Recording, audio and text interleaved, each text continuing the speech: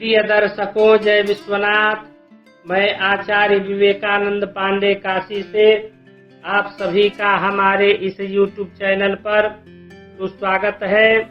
इस वीडियो के माध्यम से स्कंद पुराणोक्त श्रावण मास महात्म्य प्रथम अध्याय की कथा को श्रवण करेंगे। तो आइए बिना देर किए हुए कथा का श्री गणेश करते हैं।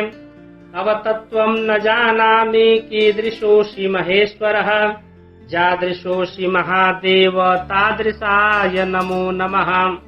शौनक बोले, हे सूत, हे महाभाग, हे व्यास शिष्य, हे अकल्मष, आपके मुख कमल से अनेक आख्यानों को सुनते हुए हम लोगों की तृप्ति नहीं होती है, अपितु फिर सुनने की इच्छा बढ़ती जा रही है।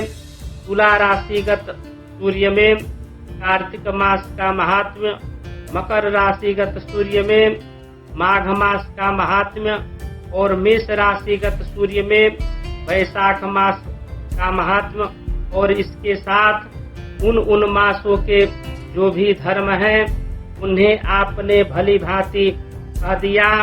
यदि आपके मन में इनसे भी अधिक महिमामय कोई मास हो तथा भगवत प्रिय कोई धर्म हो तो उसे आप अवश्य कहिए, जिसे सुनकर कुछ अन्य सुनने की हमारी इच्छा न हो। वक्ता को श्रद्धालु श्रोता के समक्ष कुछ भी छिपाना नहीं चाहिए। सूत जी बोले, हे मुनियों, आप सभी लोग सुने। मैं आप लोगों के वाक्य गौरव से अत्यंत संतुष्ट हूँ। आप लोगों के समक्ष कुछ भी गोपनीय मेरे लिए नहीं है।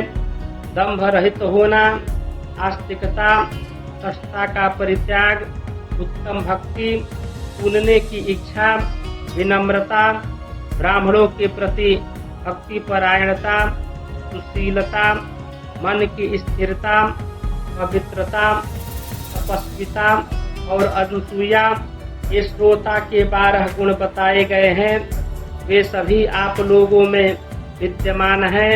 अतः मैं आप लोगों पर प्रसन्न होकर उस तत्व का वर्णन करता हूँ।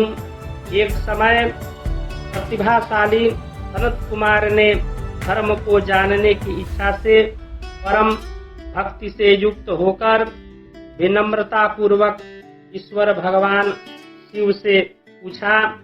सनत कुमार बोले, योगियों के द्वारा आराधनीय चरण कमल वाले हे देवदेव, हे महाभाग, हमने आपसे अनेक व्रतों तथा बहुत प्रकार के धर्मों का श्रवण किया, फिर भी हम लोगों के मन में सुनने की एक अभिलाषा है।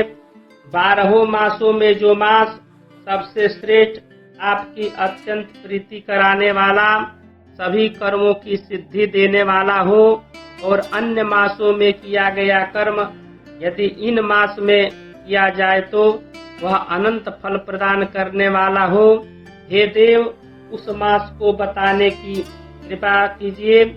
साथ ही लोकानुग्रह की कामना से उस मास के सभी धर्मों का भी वर्णन कीजिए। ईश्वर बोले, हे सनत कुमार, मैं अत्यंत गोपनीय भी आपको बताऊंगा। हे सुब्रत, हे विधिनंदन, मैं आपकी श्रवणेच्छा तथा भक्ति से प्रसन्न हूँ।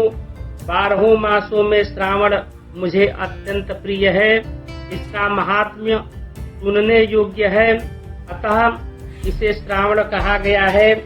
इस मास में श्रवण नक्षत्र युक्त पूर्णिमा होती है, इस कारण से भी इसे श्रावण कहा गया है। इसके महात्म्य के श्रवण मात्र से यह सिद्धि प्रदान करने वाला है, इसलिए भी यह श्रावण संज्ञा वाला है। निर्मलता गुण के कारण यह आकाश के सदृश है, इसलिए नभा कहा गया है। इस श्रावण मास के धर्मों की गणना करने में इस पृथ्वी लोक में कौन समर्थ हो सकता है। जिसके फल का संपूर्ण रूप से वर्णन करने के लिए ब्रह्मा जी 4 मुख वाले हुए, जिसके फल की महिमा को देखने के लिए इंद्र 1000 नेत्रों से युक्त हुए और जिसके फल को कहने के लिए शेषनाग 2000 जिह्वाओं से संपन्न हुए। अधिक कहने से क्या प्रयोजन, इसके महात्म्य को देखने और कहने में कोई भी समर्थ नहीं है। हे मुने, अन्य मास इसकी एक कला को भी नहीं प्राप्त होते हैं। यह सभी व्रतों तथा धर्मों से युक्त है। इस महीने में एक भी दिन ऐसा नहीं है जो व्रत से रहित दिखाई देता हो। इस मास में प्रायः सभी तिथियां व्रत युक्त है। इसके महात्म्य के संदर्भ में मैंने जो कहा है वह केवल प्रशंसा मात्र नहीं है। आर्तों, जिज्ञासुओं, भक्तों, अर्थ की कामना करने वाले, मोक्ष की अभिलाषा रखने वाले और अपने अपने अभिष्ट की आकांक्षा रखने वाले चारों प्रकार के लोग, ब्रह्मचर्य, गृहस्थ, वानप्रस्थ, संन्यास आश्रम वाले को इस श्रावण में व्रतानुष्ठान करना चाहिए। सनत कुमार बोले, हे भगवान, हे सत्तम, आपने जो कहा कि इस मास में सभी दिन एवं तिथियां व्रत रहित नहीं है, तो आप उन्हें मुझे बताएं। किस तिथि में और किस दिन में कौन सा व्रत होता है, उस व्रत का अधिकारी कौन है, उस व्रत का फल क्या है, उसकी विधि क्या है, किस किसने उस व्रत को किया, उसके उद्यापन की विधि क्या है, प्रधान पूजन कहाँ हो और जागरण करने की क्या विधि है, उसका देवता कौन है, उस देवता की पूजा कहाँ होनी चाहिए, पूजन की सामग्री क्या क्या होनी चाहिए और किस व्रत का कौन सा समय होना चाहिए। हे प्रभु, वह सब आप मुझे बताइए। यह मास आपको प्रिय क्यों है, किस कारण यह पवित्र है, इस मास में भगवान का कौन सा अवतार हुआ, यह सभी मासों में श्रेष्ठ कैसे हुआ और इस मास में कौन कौन धर्म अनुष्ठान के योग्य हैं। हे प्रभु, यह सब बताएं। आपके समक्ष मुझ अज्ञानी का प्रश्न करने में कितना ज्ञान हो सकता है, अतः आप संपूर्ण रूप से बताएं। हे कृपालो, मेरे पूछने के अतिरिक्त भी जो शेष रह गया हो उसे भी लोगों के उद्धार के लिए आप कृपा करके बताएं। रविवार, सोमवार, सोमवार, बुधवार, गुरुवार, शुक्रवार और शनिवार के दिन जो करना चाहिए, हे विभु, वह सब मुझे बताइए। आप सबके आदि में आविर्भूत हुए हैं, अतः आपको आदि देव कहा गया है। जैसे एक की विधि बाधा से अन्य की विधि बाधा होती है, वैसे ही अन्य देवताओं के अल्प देवत्व के कारण आपको महादेव माना गया है। तीनों देवताओं के निवास स्थान पीपल वृक्ष में सबसे ऊपर आपकी स्थिति है। कल्याण रूप होने के कारण आप शिव हैं और पाप समूहों को हरने के कारण आप हर हैं। आपके आदिदेव होने में आपका शुक्ल वर्ण प्रमाण है, क्योंकि प्रकृति में शुक्ल वर्ण ही प्रधान है, अन्य वर्ण विकृत है। आप कर्पूर के समान गौर वर्ण के हैं, अतः आप आदिदेव हैं। गणपति के अधिष्ठान रूप 4 दल वाले मूलाधार नामक चक्र से, ब्रह्मा जी के अधिष्ठान रूप 6 दल वाले स्वाधिष्ठान नामक चक्र से और विष्णु के अधिष्ठान रूप 10 दल वाले मणिपुर नामक चक्र से भी ऊपर आपके अधिष्ठित होने के कारण आप ब्रह्मा तथा विष्णु के ऊपर स्थित हैं। यह आपकी प्रधानता को व्यक्त करता है।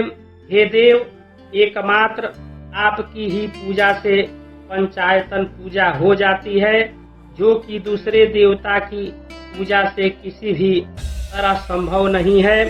आप स्वयं शिव हैं। आपकी बाईं जंघा पर शक्ति स्वरूपा दुर्गा, दाहिनी जांघ पर गणपति, आपके नेत्र में सूर्य तथा हृदय में भक्तराज भगवान श्री हरि विराजमान हैं। अन्य के ब्रह्मा रूप होने तथा रस के विष्णु रूप होने और आपके उसका भोक्ता होने के कारण हे ईशान, आपके श्रेष्ठत्व में किसे संदेह हो सकता है। सबको विरक्ति की शिक्षा देने हेतु आप श्मशान में तथा पर्वत पर निवास करते हैं। पुरुष सूक्त में कहा गया है कि भूतामृतत्व से शानो जदन्ने नातिरोहति। इस मंत्र के द्वारा प्रतिपादन के योग्य है, ऐसा महर्षियों ने कहा है। जगत का संहार करने वाला हलाहल को गले में किसने धारण किया? महाप्रलय की कालाग्नि को अपने मस्तक पर धारण करने में कौन समर्थ था? संसार रूप अंधकूप में पतन के हेतु कामदेव को किसने भस्म किया? आप ऐसे हैं कि आपकी महिमा का वर्णन करने में कौन समर्थ है? एक तुच्छ प्राणी मैं करोड़ों जन्मों में भी आपके प्रभाव का वर्णन नहीं कर सकता। अतः आप मेरे ऊपर कृपा करके मेरे प्रश्नों को बताएं। प्रेम से बोलिए शंकर भगवान की जय। वीडियो को लाइक कर कमेंट में नमः शिवाय अवश्य लिखें तथा हमारे इस YouTube चैनल से अभी तक नहीं जुड़े हैं तो जुड़ने के लिए चैनल को सब्सक्राइब कर बेल आइकन को अवश्य दबा दें ताकि हमारे द्वारा प्रस्तुत ज्योतिष वास्तु व्रत पर्व कर्मकांड संबंधित शास्त्रोक्त वीडियो आपको सर्वप्रथम प्राप्त होता रहे। जय विश्वनाथ, हर हर महादेव, नमस्कार।